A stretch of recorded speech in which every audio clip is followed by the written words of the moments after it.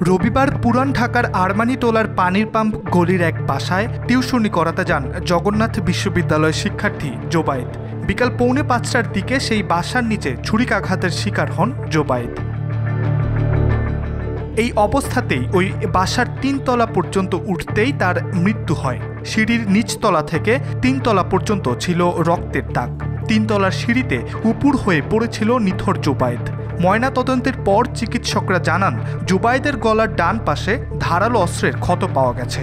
সেখান থেকে রক্তক্ষরণেই তার মৃত্যু হয়েছে বলে ধারণা করা হচ্ছে। ঘটনার পর সিসিটিভি ফুটেজ বিশ্লেষণ করে দেখা যায়, বিকেল 4:39 বংশালের নূরবক্স রোড মখথা এলাকায় কালো টি শার্ট ও কালো ব্যাগ এবং লাল টি শার্ট ও কালো ক্যাপ পরিহিত 2 যুবক দৌড়ে বংশাল রোডের দিকে যাচ্ছেন। পুলিশ ধারণা করে এরা হত্যাকাণ্ডে জড়িত হতে পারে। তাদের গ্রেপ্তারের জন্য পুলিশের একাধিক টিম সক্রিয়ভাবে মাঠে কাজ করছে।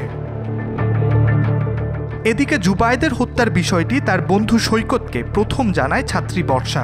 বর্ষার সঙ্গে জোবায়েদের বন্ধু সৈকতের পরিচয় হয় ফেসবুকে। যেহেতু সৈকত জোবায়েদের বন্ধু ছিল, এজন্য জোবায়েদের মৃত্যুর খবর দিয়ে সৈকতকে মেসেজ করে বর্ষা।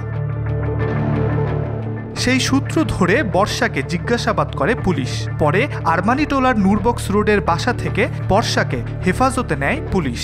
পুলিশের প্রাথমিক জিজ্ঞাসাবাদে অভিযুক্ত ছাত্রী বার্জিস শাবনাম বর্ষা জানিয়েছেন, বর্ষা ও তার প্রেমিক মাহির রহমানের প্রেমের জেরে খুন হয়েছেন জোবায়েদ। তবে এ খুনের বিষয়ে ছাত্রী বর্ষা কিছু জানতেন না বলে জানিয়েছেন পুলিশকে।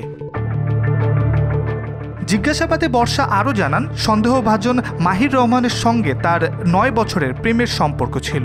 ছোট থেকে পাশাপাশি বাড়িতে তাদের বেড়ে ওঠা। 4র্থ শ্রেণী থেকে একে অপরকে পছন্দ করতেন তারা, কিন্তু সম্প্রতি তাদের সম্পর্কে টানাপোড়েন ঘটে।